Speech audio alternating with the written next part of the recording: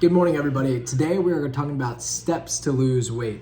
At ESC, when we have nutrition clients, we like to do everything in small incremental phases because, as we know, sometimes when you throw too much information at somebody, they tend to fall off. We like to look more at little, small, incremental lifestyle changes that we can implement that will have a drastic effect over a long period of time.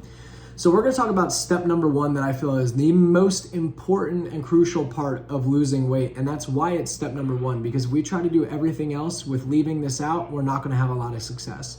And that is going to be eliminating all sugar from our diet. So in order to show how we can eliminate sugar, I have a bunch of products here. We're gonna go over each one and just tell you what we're looking for. The most important thing that we learn how to do is how to read a food and nutrition label so that we can see how much sugar is in it. So I have a couple examples here. We're gonna start right here, core protein powder.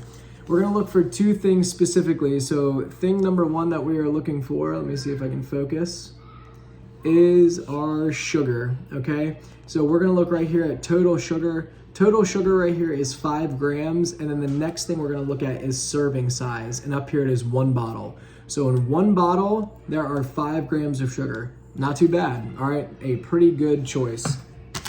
Next thing we got is a protein cookie. Let's check out the serving size first. The serving size is 1 cookie, and then let's look at how many grams of sugar it has right here. 3. Also not too bad.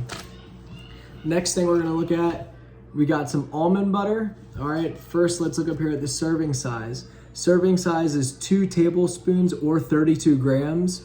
All right, and let's look down here at the total sugar. I know that's hard to see because it's pretty blurry, but we're at 3 grams, but it also says including 2 added grams. Now there's some debate.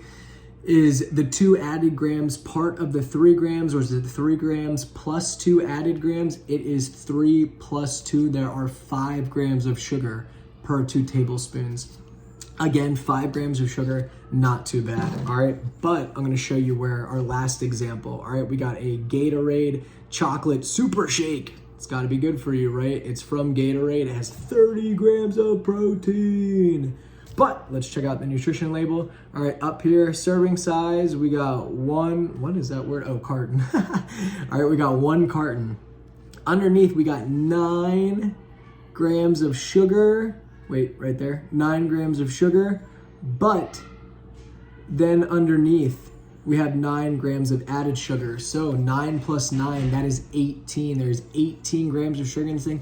Probably too high. So when I say eliminate all sugar, I mean our goal for the end of the day is 0. No sugar at all. Now let's be realistic. 2 or 3 grams from here, 2 or 3 grams from here, and we end up with 5, 6, 7, 8, 9, 10 grams of sugar for the day. That's good, but our goal overall is to really eliminate sugar. Why? Why is that so important? When we eat sugar, what happens in the body is the body creates an insulin response, okay? And when our body creates an insulin response, it tells us to store everything we are eating as fat. And there are some peer-reviewed journal studies that show your body can store things as fat from depending on the amount of sugar you consume for the next 72 hours.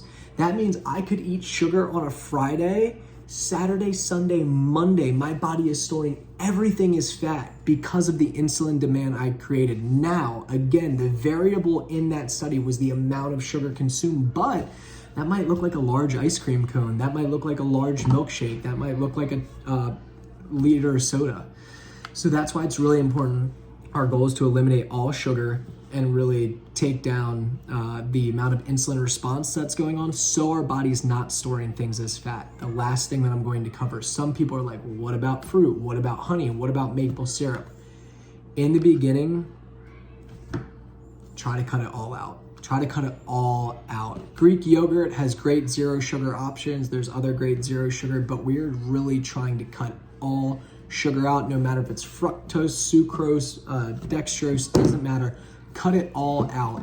And then after a few months of it being all cut out, then we can start implementing back in and seeing, going back and forth between what kind of responses our body has. So first and foremost, eliminate all sugar. Try that, read food labels, get your diet into a whole foods place where you're not consuming a lot of sugar.